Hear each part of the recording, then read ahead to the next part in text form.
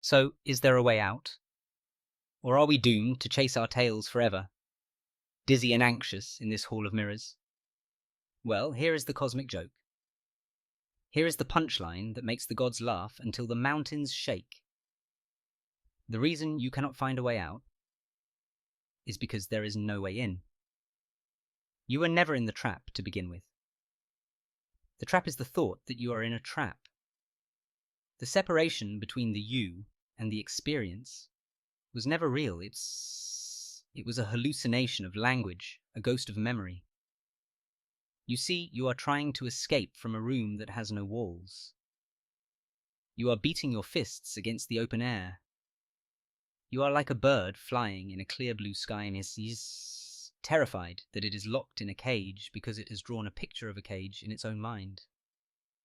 When you realize that you cannot watch yourself, not because you are not good enough at it, but because it is physically impossible, you stop trying, and when you stop trying to stand outside yourself, you fall back into yourself.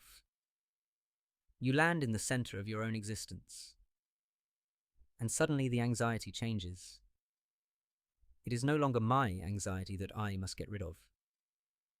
It is just shaking. It is just energy. It is the universe vibrating in a particular way. And because you are no longer fighting it, because you are no longer standing apart from it, calling it bad, it flows, it moves, it changes. The moment you cease to be the policeman of your own soul, you become the soul itself. And this is what the mystics mean by surrender. It doesn't mean you become a doormat. It doesn't mean you lie down and let the world walk over you. It means you surrender the illusion that you are separate from the world. You surrender the idea that you are a tiny, isolated ego that has to push the river to make it flow. You realize that you are the river, and the river knows how to flow. It flows over the rocks, it falls in the waterfall, it rests in the deep pools. It doesn't need a manager, it doesn't need a consultant, it just goes. When you live this way, when you live without the watcher, life becomes incredibly immediate. It becomes high fidelity. When you eat, you taste the food entirely. You are not thinking about the calories or the next meal, or whether you should have ordered the fish. You are just taste. When you see a flower, you are not labeling it rose or expensive or pretty. You are just seeing. When you are in pain, you are just hurting. And strangely enough, pain without the watcher, pain without the I must stop this, is far more bearable than pain with the added layer of resistance. You are no longer a ghost haunting your own machine. You are the machine, and the ghost, and the engineer, and the road, and the journey, all wrapped up in one magnificent, seamless happening. Now people will say, "But Alan, if I don't watch myself, I won't know who I am." My dear friend, you don't need to know who you are in order to be who you are. A fire does not need to know it is hot in order to burn. A star does not need to study nuclear physics in order to shine. You are what you are, whether you think about it or not. In fact, the more you think about it, the less you're in touch with it. The definition of a thing is not the thing. The menu is not the meal. And your idea of yourself, this image you are constantly polishing and protecting, is not you.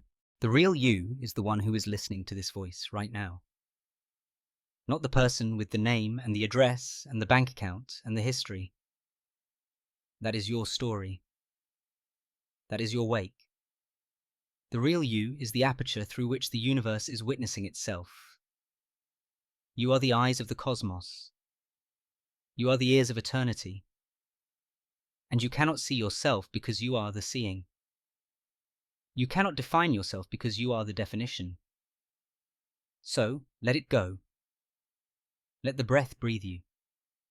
Let the thoughts think themselves. Let the feelings feel themselves. Stop standing in the doorway, blocking the traffic. Step aside. Let the universe crash through you. Let it carry you.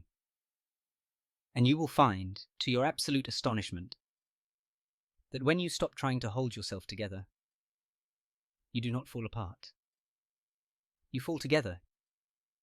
You land in the safety of the total, interdependent, vibrating web of nature, which has supported you from the moment you were born, and will support you until the moment you die. You are not a stranger here. You are not a mistake. You are not a flustered little pilot trying to control a runaway plane. You are the sky.